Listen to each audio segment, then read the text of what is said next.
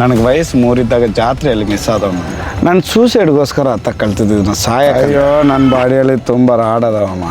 ಹೋಗಿ ಜೋಗ್ ಫಾಲ್ಸಲ್ಲಿ ನೋಡ್ತೀನಿ, ನೀರು ಫುಲ್ಲು. ಅವ್ನು ಕೆಳಗೂ ಬಿದ್ದಿಲ್ಲ, ಸೆಂಟ್ರಲ್ಲಿ ಸಿಕ್ಕೊಂಡಿದ್ದು. ಅಂದರೆ ಅಲ್ಲಿ ಸುಮ್ಮನೆ ಹೆಣಗಳು ಆ ಥರ ಉಳಿದೇ ಇರೋದು, ಕಳ್ದೋಗಿರೋ ಹೆಣಗಳು. ಹೌದು, ಗೊತ್ತು ಗುರಿ ಇಲ್ಲದ ಬಾಡಿ ಎಲ್ಲ ಬಿದ್ದಿರುತ್ತೆ.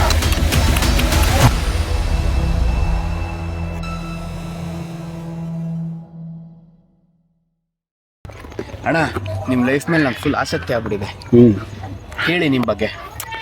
ನೋಡಮ್ಮ, ನನ್ನ ಜೀವನದಲ್ಲಿ ನಾನು ಪಟ್ಟಷ್ಟು ಕಷ್ಟ ಹೆಣ್ಮಕ್ಳು ಇಷ್ಟು ಕಷ್ಟ ಅನುಭವಿಸಿರಲ್ಲ. ಅಷ್ಟೆಲ್ಲ ನಾನು ಹುಟ್ಟಿದ ತಮಿಳ್ನಾಡು. ನನಗೆ ವಯಸ್ಸು 3 ಇದ್ದಾಗ ಜಾತ್ರೆಯಲ್ಲಿ ಮಿಸ್ ಆದವು. ನಾನು ಜಾತ್ರೆಯಲ್ಲಿ ಮಿಸ್ ಆಗಿ ಯಾರೋ ತಮಿಳ್ನಾಡಿನವರು ಬಾಗಲಕೋಟೆಯಲ್ಲಿ ಸ್ವೀಟ್ ಕಂಪ್ನಿ ಇಟ್ಕೊಂಡು ಅವ್ರು ಕರ್ಕೊಂಬಂದು ನನ್ನ ಸಾಕಿ, ಬಟ್ ಹಿಂಸೆ ಕೊಡೋರು, ಹೊಡಿಯೋದು ಬಡಿಯೋದೆಲ್ಲ ಮಾಡೋರು. ಅವ್ರ ಹತ್ರನೇ 13 ವರ್ಷ ತನಕ, ನನಗೆ ವಯಸ್ಸು 13 ಇರೋ ತನಕ ಅವ್ರ ಹತ್ರನೇ ಬೆಳೆದೆ. ಆಮೇಲೆ ರಾಜ್ಕುಮಾರ್ ಕಿಡ್ನಾಪ್ ಆಗಿದ್ದ ದಿವಸ ನಾನು ಆ ಮನೆ ಬಿಟ್ಟು ತಪ್ಸ್ಕೊಂಡು ಓಡಿ ಬಂದದ್ದು. ಅಲ್ಲ ಅಂದರೆ ಈಗ ನೀವು ನಿಮ್ಮ ಸ್ವಂತ ತಂದೆ ತಾಯಿ ನಿಮಗೆ ಕಾಂಟ್ಯಾಕ್ಟ್ ಇಲ್ವಾ? ಇಲ್ಲ, ಅವರೆಲ್ಲ ತಮಿಳ್ನಾಡಲ್ಲ. ಅದ್ರ ನನಗೆ ಅಪ್ಪ ಅಮ್ಮ ಸಿಕ್ಕಿದಾಗ ನನಗೆ ವಯಸ್ಸು 23 ವರ್ಷ. ಸಿಕ್ಕಿದ್ರು. ನಾನು ಈ ಟಿ ವಿ ಪೇಪರ್ಗೆಲ್ಲ ಬಂದ್ಬಿಡ್ತಲ್ಲ. ಸೊ ಇವರೇ ಅಂತ ಅವ್ರಿಗೆ ಗೊತ್ತಾಯ್ತು. ಅವಾಗ ನಿನಗೆ ಗೊತ್ತಿಲ್ವ, ನನಗೆ ಇಂಡಿಯನ್ ಸ್ಪೈಡರ್ ಮ್ಯಾನ್ ಅಂತ ಅವಾರ್ಡ್ ಇದೆ. ಹೌದಾ? ಹೌದು. ಈ ಥರ ನೀವು ಹತ್ಬೋದು ಅಂತ ನಿಮ್ಗೆ ಹೇಗೆ ಗೊತ್ತಾಯ್ತು? ನಾನು ಸೂಸೈಡ್ಗೋಸ್ಕರ ಕಳ್ತಿದ್ದ ಸಾಯಕ್ಕಂತ. ಹೌದು, ನನಗೆ ವಯಸ್ಸು 18 ವರ್ಷ ಇದ್ದಾಗ ನನ್ನ ಮೇಲೆ ನನಗೆ ಚಿಕಿತ್ಸೆ ಆಗಿ ಅಪ್ಪ ಅಮ್ಮ ಯಾರೂ ಗೊತ್ತಿರಲಿಲ್ಲ. ಸುಮ್ಮನೆ ಸತ್ತೋಗ್ಬಿಡೋಣ ಅಂತ ಡಿಸೈಡ್ ಮಾಡಿ ನಾನು ಈ ಥರ ಒಂದು ಬಂಡೆ ಹತ್ತಿ, ಹಿಂಗೆ ಭಾನುವಾರ ಯಾವುದೋ ಒಂದು ಬಂಡೆ ಹತ್ತಿ ಬಿದ್ದು ಸಾಯೋಣ ಅಂತ ಹೋಗಿದ್ದೆ. ಹೋಗಿದ್ದಾಗ ಬಂಡೆ ಹತ್ತಿ ಬೀಳಾಕಂತ ಹೋದಾಗ ಜನ ಎಲ್ಲ ಚಪ್ಪಲೆ ಹೊಡೆಯೋರು. ಅವ್ರ ಮುಂದೆ ಬಿದ್ದು ಸಾಯಕ್ಕೆ ನಾಚ್ಕೊಂಡು ವಾಪಸ್ ಇಳಿದು ಬಂದೆ. ಅದಕ್ಕೆ ನಾನು ಪ್ರತಿ ಭಾನುವಾರ ಬಂದು ಒಂದೊಂದು ಸರಿ ಹತ್ತದು. ಎಲ್ಲಿ ಹತ್ತಕ್ಕೆ ಹೋಗಿದ್ರಿ? ಇಲ್ಲಿ ಮೇಲೇನೆ ಕೋಟೆ ಒಳಗೆ. ಕೋಟೆ ಒಳಗೆ ನೀವು ಸಾಯಕ್ಕಂತ ಹತ್ತಿದ್ದು ನಿಮ್ಮ ಲೈಫಲ್ಲೇ ಅದೊಂದು ದೊಡ್ಡ ಸಾಧನೆ ಆಗಿದೆಯಾ ಈಗ? ಕೋಟೆ ಒಳಗೆ ನಾನು ಏನೋ ಒಂದುಗೋಸ್ಕರ ಬಂದೆ. ನನಗೆ ಏನೋ ಸಿಕ್ಕಿದೆ. ಯಾರಿಗೂ ನಿಧಿ ಸಿಗುತ್ತೆ, ಹಾಗೆ ಹೀಗೆ ಸಿಗುತ್ತೆ ಅಂತಾರೆ. ನನಗೆ ಈ ಬೆಲೆನೇ ಕಟ್ಟೋಕ್ಕಾಗಲಾರ್ದ ಈ ಟ್ಯಾಲೆಂಟ್ ಸಿಕ್ಕೈತೆ. ಕೋಟೆ ಹತ್ತೋದು ಬಿಟ್ಟರೆ ಬೇರೆ ಇನ್ನೇನು ಮಾಡ್ತೀರಾ? ಕೋಟೆ ಹತ್ತೋದು ಬಿಟ್ಟರೆ ಈ ಪಿಕ್ಚರ್ಗೆ ಆ್ಯಕ್ಟಿಂಗ್ ಮಾಡೋಕ್ಕೆಲ್ಲ ಹೋಗ್ತೀನಿ. ಆಮೇಲೆ ಈ ಕೆರೆ ಬಾವಿಯಲ್ಲಿ ಯಾರು ಬಿದ್ದರೆ ರೆಸ್ಕ್ಯೂ ಎಲ್ಲ ಹೋಗ್ತೀನಿ. ಬೇರೆ ಬೇರೆ ದೇಶಕ್ಕೆಲ್ಲ ಹೋಗ್ಬಿಡ್ತೀನಿ. ಈ ರೆಸ್ಕ್ಯೂ ಮಾಡಕ್ಕೆ ಹೋಗಿದ್ದಾಗ ನಿಮಗೆ ಮೋಸ್ಟ್ ತುಂಬ ಡೇಂಜರಸ್, ಏನಪ್ಪ ಹಿಂಗಾಯ್ತು ಅನ್ನೋ ಥರ ಆಗಿದ್ದು ಯಾವ?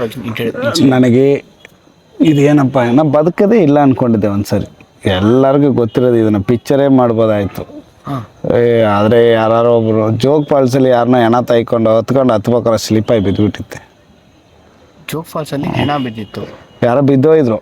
ನಾನು ಹಂಗೆ ಅದನ್ನು ಜೋಗ್ ಫಾಲ್ಸ್ನ 19 ಸರಿ ಹತ್ತಿದ್ದೀನಿ. ಹೌದಾ? 8-9 ಸರಿ ಹೆಣ ತೆಗೆದು ಯಾಕನೇ ಹತ್ತಿದ್ದೀನಿ. ಅಲ್ಲಿ ಯಾರೋ ಮಿಸ್ ಆಗಿ ಬಿದ್ದುಬಿಡ್ತಾರಲ್ಲ ಅವರು. ಹಂಗೆ ದಾರ ಹಗ್ಗ ಹಾಕೊಂಡು ಇಳಿತೀರಾ? ಇಲ್ಲ, ವಿತೌಟ್ ಸೇಫ್ಟಿ. ಅಲ್ಲ, ಸ್ಲಿಪ್ ಆಗಲ್ವಾ? ಒಂದು 2-3 ಸರಿ ಹಗ್ಗ ಕಟ್ಕೊಂಡು ಹತ್ತಿದ್ದೀನಿ. ಮಿಕ್ಕಿ ಟೈಮೆಲ್ಲ ವಿತೌಟ್ ಸೇಫ್ಟಿನೇ. ಸ್ಲಿಪ್ ಆಗುತ್ತೆ, ಪಾಚಿಯಲ್ಲೇ ಹತ್ತಿದ್ದೀನಿ ನಾನು. ಹಂಗೆ ಒಂದು ಸರಿ ಬಂಡೆ ಒಂದು ಹೆಣ ಹೊತ್ಕೊಂಡು ಹತ್ಬೇಕಾದ್ರೆ ಸ್ಲಿಪ್ಪಾಗಿ ಬಿದ್ದುಬಿಟ್ಟಿದ್ದೆ. ಬಿದ್ದು 36 ಗಂಟೆ ಅಲ್ಲೇ ಸಿಕ್ಕೊಂಡಿದ್ದೆ. ಈ ಮೂಳೆ ಎಲ್ಲ, ಕೈ ಮೂಳೆ ಮುರಿದು ಆಚೆ ಬಂದ್ಬಿಟ್ಟುತ್ತೆ ನನಗೆ. ಹೌದು, 36 ಗಂಟೆ ಅಲ್ಲೇ ಸಿಕ್ಕೊಂಡು ಸೆಂಟ್ರಲ್ಲಿ, ಪೂರ್ತಿ ಕೆಳಗಣು ಬಿದ್ದಿಲ್ಲ, ಮೇಲೇನು ಹತ್ತಕ್ಕಾಗಲ್ಲ, ಸೆಂಟ್ರಲ್ಲಿ. 36 ಗಂಟೆ ಆದಮೇಲೆ ಮತ್ತೆ ನಾನು ನನ್ನ ಮೂಳೆ ಎಲ್ಲ ಕುಂದಿರ್ಸ್ಕೊಂಡು ವಾಪಸ್ ಹತ್ತಿ ಬಂದೆ. ನಿಮ್ಮ ಮೂಳೆ ನೀವೇ ಕುಂದಿರ್ಸ್ಕೊಂಡು ಹತ್ತು ಬಂದಿದ್ದೀರಾ? ಈಗ ನೀವು ಹತ್ಬೇಕಾರೆ ಈ ಥರ ಎಷ್ಟು ಸಲ ಬಿದ್ದು ಆಕ್ಸಿಡೆಂಟ್ ಆಗಿದೆ? ಮೇಜರ್ ಏನು? ನನಗೆ ತುಂಬ ಸರಿ ಮುರಿದೈತಮ್ಮ. ಸೊಂಟ ಮುರಿದೈತೆ, ಕಾಲು ಮುರಿದೈತೆ, ಕೈ ಮುರಿದೈತೆ, ಬುಲ್ಡೆ ಮುರಿದೈತೆ.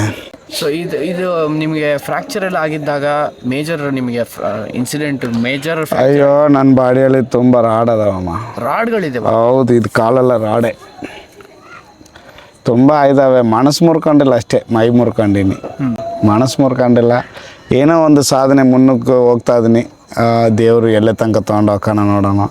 ಅದರಲ್ಲಿ ನನ್ನ ಪ್ಲಾನಿಂಗ್ ಏನಂದರೆ, ಇತ್ತೀಚೆಗೆ ಹೊರಗಡೆ ಎಲ್ಲ ದೇಶದಲ್ಲಿ ಇರೋ ಎತ್ತರವಾದ ಬಿಲ್ಡಿಂಗ್ ಎಲ್ಲ ಪರ್ಮಿಷನ್ ತೊಗೊಂಡು ಹತ್ಬೇಕು. ನನ್ನ ಆಸೆ ಅದು. ಪರ್ಮಿಷನ್ ಸಿಗ್ತಿಲ್ಲ ಒಂದೊಂದು ಬಿಲ್ಡಿಂಗ್ಗಳಿಗೆ. ಬಿಲ್ಡಿಂಗ್ ಹತ್ಬೇಕು.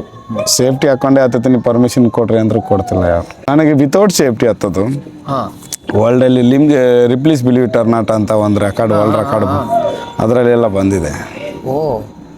ನಮ್ಮ ಇಂಡಿಯಾದಲ್ಲಿ ಒಲಿಂಪಿಕ್ನೆಲ್ಲ ಮೀರ್ಸೋರು ಅದರಲ್ಲ ಅವ್ರಿಗೆ ಸಿಗೋ ಸಪೋರ್ಟ್ ನಮಗೆ ಸಿಗಲ್ಲ. ನನಗಿನ್ನೂ ಸ್ವಂತಕ್ಕೆ ಒಂದು ಮನೆ ಇಲ್ಲ, ಬಾಡಿಗೆ ಮನೆಯಲ್ಲಿದ್ದೀನಿ. ನಾನೇ ಕೆಲವು ಹುಡುಗರನ್ನೆಲ್ಲ ಸಾಕಿ, ಬಡ ಮಕ್ಕಳನ್ನೆಲ್ಲ ಸಾಕಿ, ಕೆಲವು ನ್ಯಾಷನಲ್ ಮೆಡಲಿಸ್ಟ್ ಅದ್ರ ಕ್ಲೈಂಬಿಂಗಲ್ಲಿ. ಮಿಲ್ಟ್ರಿಗೆಲ್ಲ ಕಳ್ಸೀನಿ ಹುಡುಗರನ್ನ,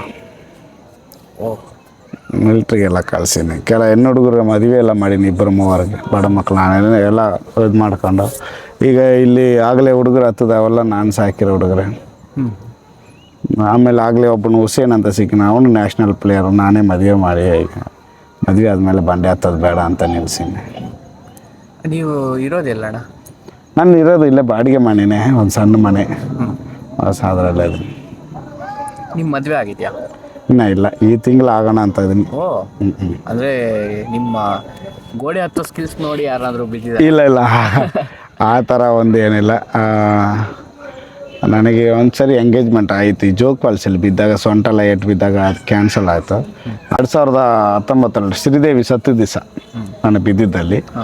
ಅವಾಗಿಂದ ಮದುವೆನೇ ಬೇಡ ಅಂತ ಯಾಕೋ. ಸೊ ಈಗ ಈ ಜೋಗ್ ಫಾಲ್ಸ್ ಇನ್ಸಿಡೆಂಟ್ ಅಂತ ಹೇಳಿದ್ರಲ್ಲ, ಅದು ಸ್ವಲ್ಪ ಡೀಪಾಗಿ ಎಕ್ಸ್ಪ್ಲೈನ್ ಮಾಡಿ ನೋಡೋಣ. ಬಟ್ ಜೋಗ್ ಫಾಲ್ಸ್ ಎಲ್ಲ ನನ್ನ ಲೈಫಲ್ಲಿ ಇದೆಲ್ಲ ಹೇಳೋಕ್ಕೆ ಕಣ್ಣೀರು ಬರ್ತಾವೆ ನನಗೆ. ಅದು ನೆನೆಸ್ಕೊಳ್ಳೋಕ್ಕೆ ಇದಿಲ್ಲ. ನಾನು ಇವತ್ತು ನಿಮ್ಮ ಮುಂದೆ ನಿಂತ್ಕೊಂಡು ಹಿಂಗೆ ಕೂತ್ಕೊಂಡು ನಿಮಗೆಲ್ಲ ಹಿಂಗೆ ಭೇಟಿ ಕೊಡ್ತೀನಿ, ಮಾತಾಡ್ತೀನಿ ಅಂತೇಳಿ ನಂದು ಇದೇ ಕೊನೆ ದಿನ ಅಂದ್ಕೊಂಬಿಟ್ಟಿದ್ದೆ. ನನ್ನ ಬದುಕೆಲ್ಲ ಮುಗೀತು, ನಮ್ಮ ಸಾಕು ಅಂತ. ಏನು ಅಂದರೆ ಒಂದು ಹಿಂಗೆ ಯಾರೋ ಒಂದು ಹುಡುಗ ಮಿಸ್ ಆಗಿಬಿಟ್ಟಣಪ್ಪ ಜೋಗ್ ಫಾಲ್ಸ್.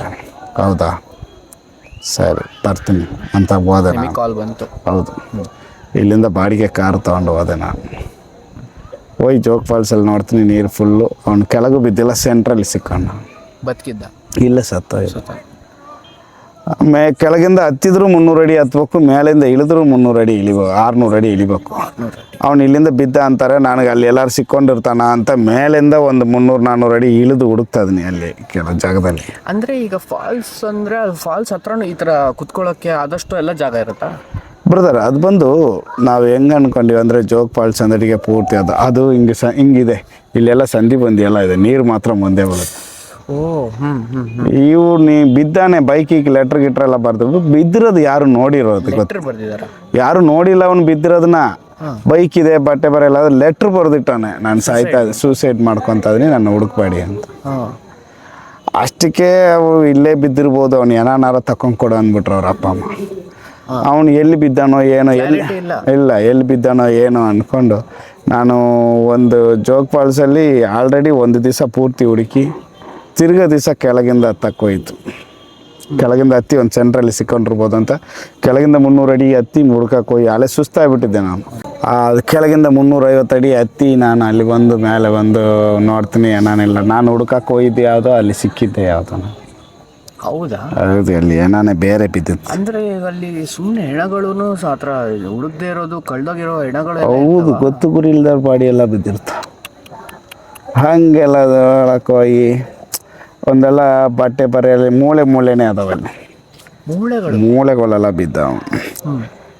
ಆವಾಗ ಏನಾನ ಹೊತ್ಕೊಂಡು ಸುಮ್ಮನೆ ಹಿಂಗೆ ಒಂದು ಯಾವುದೋ ಒಂದು ಹೆಣ ಬೇರೆ ಹೆಣ ಹೊತ್ಕೊಂಡು ಹಿಂಗೆ ಹತ್ಬೇಕಾರೆ ಒಂದು ಹೆಣ ಅಷ್ಟು ಭಾರನೇ ಎತ್ಕೊಂಡು, ಜಾಸ್ತಿ ವೆಯ್ಟ್ ಇದ್ದಾಗ ಹೆಣ ಭಾರ ಇದೆಯಪ್ಪ ಅಂತಾರೆ. ಹೆಣ ತುಂಬ ಭಾರ ಇರುತ್ತೆ. ಆದರೆ ಅಲ್ಲಿ ನಾನು ಹೆಣ ಅಂತ ನೋಡಲ್ಲ, ನನ್ನ ಜೊತೆಗೆ ಹುಟ್ಟಿದವನು ಅಂತ ನೋಡ್ತೀನಿ. ಆ ಹೆಣನ ಬಿಟ್ಟು ಬಂದುಬಿಡ್ತೀಯ ನಿಮ್ಮ ಅಣ್ಣ ತಮ್ಮನ ಅಂಥ ಜಾಗದಲ್ಲಿ, ಮನಸ್ಸು ಬರಲ್ಲ. ಆ ಫೀಲಲ್ಲಿ ನಾನು ಇರ್ತೀನಿ. ನಾನು 80 kg ಎತ್ಕೊಂಡು ಬರ್ತೀರ. ಅಯ್ಯೋ, ಇನ್ನೂ ಜಾಸ್ತಿ ವಜೆ ಇರುತ್ತೆ. 40 kg ಇರೋನು ಅಲ್ಲಿ 80 kg ಆಗಿರ್ತಾನೆ, ಹೊತ್ಕೊಂಡು ಹತ್ಬೇಕಾರೆ ಅಷ್ಟು ಇದಿರುತ್ತೆ ಏನ. ಅದು ಹಾಕೊಂಡ್ಮೇಲೆ ನೀವು ಹಿಂಗೆ ಹತ್ಕೋತೀರಾ? ಹೌದು, ಇಲ್ಲ ನಾನು ಅದು ಅಲ್ಲಿ ಹಗ್ಗ ಕಟ್ಟಿದ್ರು, ಹಗ್ಗ ಕಟ್ಟಿ ಉದ್ದ ಬಿಟ್ರೆ ಅದು ಇಲ್ಲಿಗೆ ಬರುತ್ತೆ. ನಾನು ಇಲ್ಲಿರ್ತೀನಿ, ಇಲ್ಲಿಂದ ಹಗ್ಗ ಬರೋಲ್ಲ, ಒಳಗೆ ಬರೋಲ್ಲ. ಅದು ರಿಯಲ್ ಲೈಫಲ್ಲಿ ನೀವು ಒಂಥರ ಬಾಹುಬಲಿಯಲ್ಲಿ ಮೂವಿಯಲ್ಲಿ ಮಾಡ್ತಾನೆ ಅವನು, ಅವ್ನ ವೆಯ್ಟ್ ಅವ್ನು ಎತ್ಕೊಂಡು ಹೋಗೋಕ್ಕೆ ಅಷ್ಟು ಕಷ್ಟ ಇರುತ್ತೆ. ಇದೆಲ್ಲ ಮೂವೀಸ್ ಅನ್ಕೊಂತೀವಿ. ಇಲ್ಲ ಬ್ರದರ್, ಯಾರು ಅದನ್ನು ಒಳ್ಳೆ ಪ್ರೊಡ್ಯೂಸರ್ ಯಾರು ಸಪೋರ್ಟ್ ಮಾಡಿದ್ರೆ ಒಳ್ಳೆ ಪಿಕ್ಚರೇ ಮಾಡ್ಬೋದು. ಈ ಮಲ್ಲು ಬಾಯ್ಸ್ ಎಲ್ಲ ಪಿಕ್ಚರ್ ಮಾಡಿ ಹೆಂಗೆ ಓಡ್ತು, ಅದಕ್ಕಿಂತ ಜೋರಾಗೆ ಇದು ಮಾಡೋದು. ಅದು ಏನು ಮಾಡೋದು ನಮ್ಮ ಜೀವನದಲ್ಲಿ ತುಂಬ. ಎಕ್ಸಾಂಪಲ್ಗೆ ಹೇಳ್ತೀನಿ, ಒಂದು ಪುಲ್ಲಪ್ ಮಾಡೋಕ್ಕೆ ಒಂದು ಮಿನಿಮಮ್ ಅವ್ನ ಫಿಟ್ನೆಸ್ ಇರಬೇಕು. ಒಂದಿಷ್ಟು ತಿಂಗಳು ವರ್ಕೌಟ್ ಮಾಡಿದ್ರೆ ಅವ್ನಿಗೆ ಒಂದು ಪುಲ್ಲಪ್ ಮಾಡ್ಬೋದು, ಅವ್ನ ವೆಯ್ಟ್ ಅವ್ನು ಎತ್ತಕ್ಕಾಗೋದು. ಅಂಥದ್ರಲ್ಲಿ ಒಂದು ಹೆಣಾನ ಎತ್ಕೊಂಡ್ಬರ್ತೀರ, ನಿಮ್ಗೆ ಎಷ್ಟು ಸ್ಟ್ರೆಂತ್ ಇರುತ್ತೆ. ಸ್ಟ್ರೆಂತು ಅನ್ನೋದಕ್ಕಿಂತ ಬೇರೆ ಗತಿ ಇಲ್ಲ, ಮಾಡಲೇಬೇಕು ಅನ್ನೋ ಒಂದು ಇದೆ ಅಷ್ಟೇ. ಅಲ್ಲಿಗೆ ಹೋಗಿರ್ತೀವಿ, ಏನೋ ನಮ್ಮ ದೇವರ ಎಲ್ಲ ಹಿರಿಯರು ಹೇಳ್ತಾರಲ್ವ, ನಾವೇನಾರು ಒಂದು ಒಳ್ಳೇದು ಮಾಡಿದ್ರೆ ನಮಗೇನಾರು ಒಂದು ಒಳ್ಳೇದು ನಡೀತು, ನಾವೇನಾರು ತಪ್ಪು ಮಾಡಿದ್ರೆ ನಮಗೇನಾರು ತಪ್ಪು ನಡೀತದೆ. ಹಾಗೆ ಅದೊಂದು ಇದರಲ್ಲಿ ಒಂದು ಫೀಲ್, ಒಂದು ಸೇವೆ ಅಂತ ಮಾಡ್ತೀನಿ ನಾನು ಕನ್ನಡಿಗ, ನಾನು ಕರ್ನಾಟಕ ಅಂದ್ಕೊಂಡಕ್ಕೆ ನಾನು ಏನು ಬೇಕಾದ್ರೂ ಮಾಡೋಕ್ಕೆ ರೆಡಿ ಇರ್ತೀನಿ ಕರ್ನಾಟಕ ಪರವಾಗಿ, ಕನ್ನಡ ಜನತೆಗೋಸ್ಕರ. ನಾನು ಕೇಳ್ಪಟ್ಟಿದ್ದು, ನನಗೆ ಐಡಿಯಾ ಇಲ್ಲ, ನೀವೇ ಹೇಳಿ.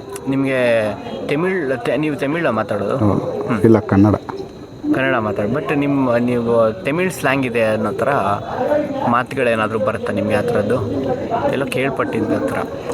ನನಗೆ ಬಂದು ನಾನು ತಮಿಳ್ನಾಡಲ್ಲಿ ಹುಟ್ಟಿರೋದ್ರಿಂದ ನಾನು 13 ವರ್ಷ ತನಕ ತಮಿಳಿಯನ್ಸ್ ಕೈಯಲ್ಲೇ ಬೆಳೆದೆ. ಬಾಗಲಕೋಟೆಯಲ್ಲಿ ಸ್ವೀಟ್ ಕಂಪ್ನಿಯಲ್ಲಿ ಅವ್ರು ಒಂದೇ ಗೋಡಮಲ್ಲಿ ಹಾಕಿ ನನ್ನ ಕೆಲಸಕ್ಕೆ ಹಚ್ಚಿದ್ರು. ಹಂಗಾಗಿ ನಾನು ತಮಿಳೇ ಮಾತಾಡ್ತಿದ್ದೆ ಅವ್ರ ಜೊತೆಗೆ.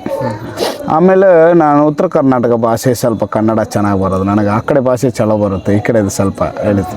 ರಾಜ್ಕುಮಾರ್ ಕಿಡ್ನಾಪ್ ಆದಾಗ ಆ ಕಡೆಯಿಂದ ಈ ಕಡೆ ಬಂದಮೇಲೆ ಆಮೇಲೆ ಕನ್ನಡದ ಮೇಲೆ ನಾನು ಇಂಪ್ರೂವ್ಮೆಂಟ್ ಆಗಿದೆ. ಆದರೆ ತಮಿಳ್ ಬರ್ತಾ ನನಗೆ ಮರೆಯೋಕ್ಕಾಯ್ತು, ಇದು ಬರ್ತಾ ಕಲಿಯೋಕ್ಕಾಯ್ತು.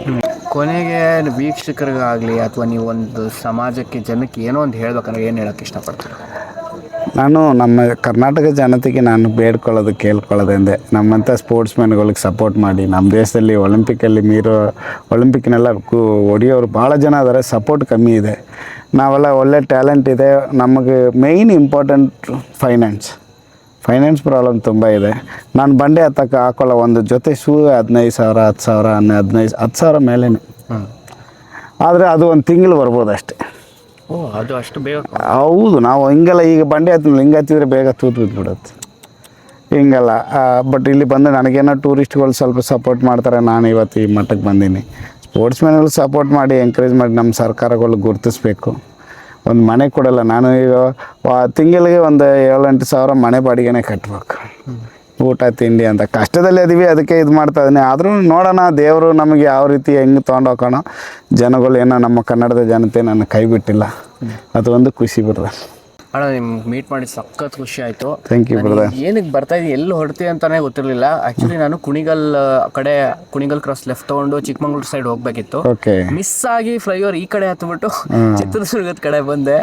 ಕ್ಲೋಸಿಂಗ್ ಟೈಮಲ್ಲಿ ನೀವು ಬೇರೆ ಲಾಸ್ಟ್ ಹತ್ತಿದ್ದು ಇವತ್ತು. ಐ ಥಿಂಕ್ ತುಂಬ ಲಕ್ಕಿ ನಾನು ಇದು ಮೀಟ್ ಮಾಡಿದ್ದು. ಲೈಕ್ ಒಂದು ಇನ್ಸ್ಪಿರೇಷನ್. ಈ ಥರ ಒಂದು ಫಿಲ್ಮಲ್ಲಿ ಅಷ್ಟೇ ನಾವು ನೋಡಿರ್ತೀವಿ, ಹಿಂಗೆ ಜನ ಇರ್ತಾರೆ ಅನ್ನೋದೇ ನಮಗೊಂದು ಐಡಿಯಾ ಇರಲಿಲ್ಲ. ಬಟ್ ಸಿಕ್ಕಾಪಟ್ಟೆ ಐ ಥಿಂಕ್ ನಾನು ಲಕ್ಕಿ ಅನ್ಸುತ್ತೆ ಇವತ್ತು ನೀವು ಮೀಟ್ ಮಾಡಿದ್ದು. ಸಖತ್ ಧನ್ಯವಾದಗಳು ನಿಮಗೆ. Thank you brother, thank you. Kannada ರಾಜ್ಯೋತ್ಸವದ ಶುಭಾಶಯ. ಎಲ್ಲಿ ಉಳ್ಕೊಂಡ್ರಿ? ಉಳ್ಕೊಳ್ಳೋದಿನ್ನ ಪ್ಲ್ಯಾನ್ ಮಾಡಿಲ್ಲ. ಮತ್ತು ಎಲ್ಲಿ ಇವತ್ತು ಎಲ್ಲರೂ ಹೋಗ್ತಾರಾ? ಇಲ್ಲ ನಮ್ಮ ಮನೆಯಲ್ಲೇ ಉಳ್ಕೊಳ್ಳಿ, ಬೆಳಗ್ಗೆ ಎದ್ದು ಎಲ್ಲ ಟ್ರಾವೆಲಿಂಗ್ ಹೋಗಂದ್ರೆ ಹೋಗಿ. ಖಂಡಿತ ನಮ್ಮ ಮನೆಗೆ ಸುಮ್ಮನೆ ಅಲ್ಲಿ ಏನಕ್ಕೆ ಬೇರೆ ಕಡೆ ನಂಬ್ಕೊಂಬಂದಿರ ನಮ್ಮ ಜೊತೆಗೆ ಫ್ರೆಂಡ್ಸ್ ಆಯಿದ್ರ. ಇವತ್ತು ನನ್ನ ಮನೆಯಲ್ಲಿರಿ, ಆಮೇಲೆ ನಾಳೆ ಡಿಸೈಡ್ ಮಾಡುವ. ಓಕೆ ಬನ್ನಿ, ಧನ್ಯವಾದ. ಅವತ್ತಿನ ದಿವಸ ರಾತ್ರಿ ಅಣ್ಣನ ಜೊತೆನೆ ಡಿನ್ನರ್ ಮುಗಿಸ್ಕೊಂಡು ಅವ್ರ ಡೈಲಿ ರೊಟೀನ್ ಹೇಗಿರುತ್ತೆ, ಬಂಡೆ ಎಲ್ಲ ಹತ್ತಾದ್ಮೇಲೆ ಅವ್ರು ಏನೇನು ಮಾಡ್ತಾರೆ ಅನ್ನೋದೆಲ್ಲ ನೋಡಿಕೊಂಡು ಅವ್ರ ಮನೆಯಲ್ಲೇ ಉಳ್ಕೊಂಡು ನೆಕ್ಸ್ಟ್ ಡೇ ಬಂಡೆ ಹತ್ತಕ್ಕಂತ ನಾನು ಹೋಗಿದ್ದೆ. ಆ ವಿಡಿಯೋ ಸಹ ರೆಡಿ ಇದೆ, ನೋಡಿ.